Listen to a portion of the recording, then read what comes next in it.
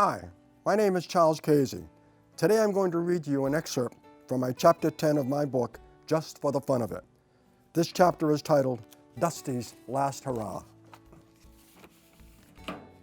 During the time Peter and I was enjoying the company of his own animals, there was a very special little furry 20-pound friend of mine that Peter also enjoyed, named Dusty. Dusty was a small brown and white Basenji. A Basenji is an African hunting dog. They are supposed to be one of the best hunting dogs in the world. Well, maybe they are, but you could never prove that by Dusty.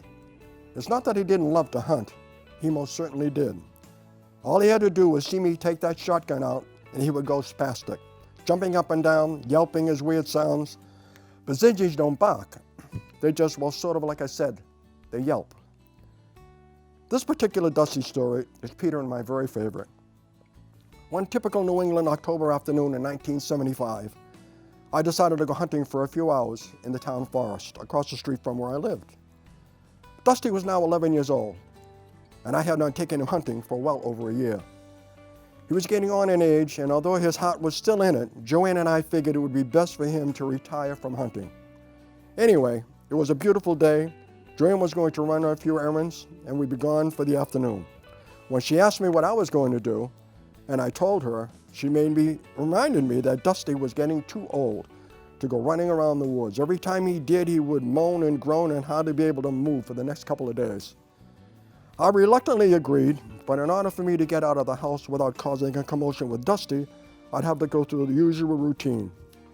Hide the gun outside the back door, pick it up on my way out. All Dusty had to do was see me with that gun, and I would never be able to get it without him. Joanne left before I did, and I was ready to go. I looked down at Dusty lying on the rug. He looked up at me with those big, brown, sad eyes of his, and suddenly I felt very sorry for him. I decided he had been missing out on his favorite pastime for long enough. So I made a quick decision. I yelled to him, "Dusty." He jumped up to his feet. "Do you want to go for some more squirrels?" In a shot, he was up on his feet, clawing and howling at the door.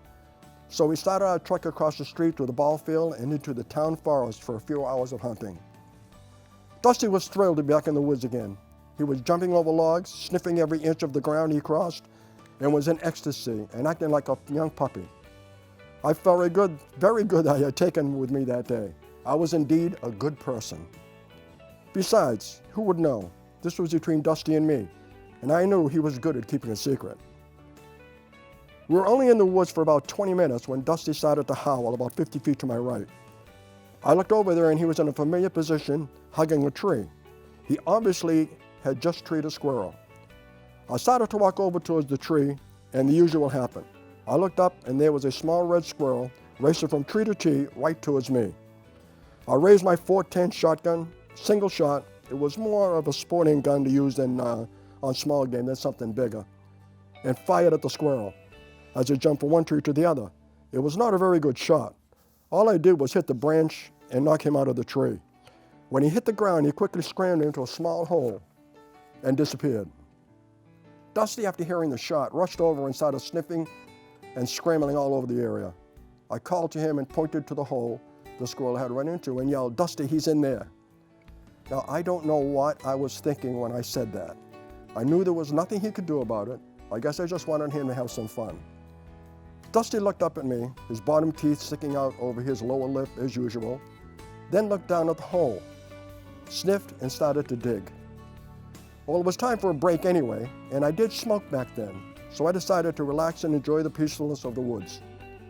As I sat there for about 10 minutes, with random thoughts of whatever going through my head, I suddenly noticed Dusty was gone.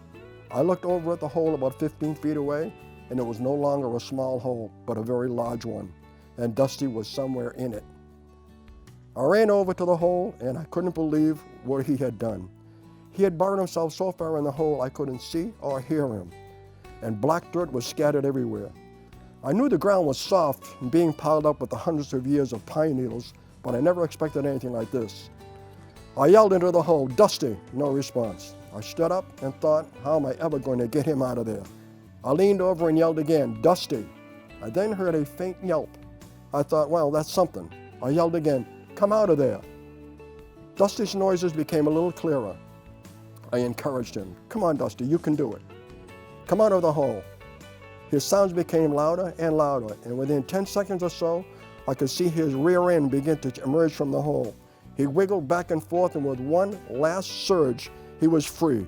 I yelled, "Good boy." At that point, his head spun around, and there, firmly secured to the end of Dusty's nose, was the red squirrel. Dusty dropped down on his right and grasped the squirrel's body with both of his front paws. There they were, locked in eye-to-eye standoff. I was helpless. I started to laugh. That's all I could do. I didn't know how to help him. I figured the best thing to do was to wait a bit to see if the two of them could work it out. This is how I saw the situation. The squirrel knew if he let go, he was in big trouble. Dusty had him securely gripped between his two front paws, and his angry, low-toned growl clearly reflected the mood he was in. Dusty knew if he tried to pull the squirrel off his nose, then part of his nose was going to go with it. So there they were, locked in combat. If one of them didn't give in soon, I would have to intervene, and I didn't know what to do. I knew it might cause more harm than it would cause good. Suddenly it happened. The squirrel made up his mind and made a dash for it. A fatal mistake.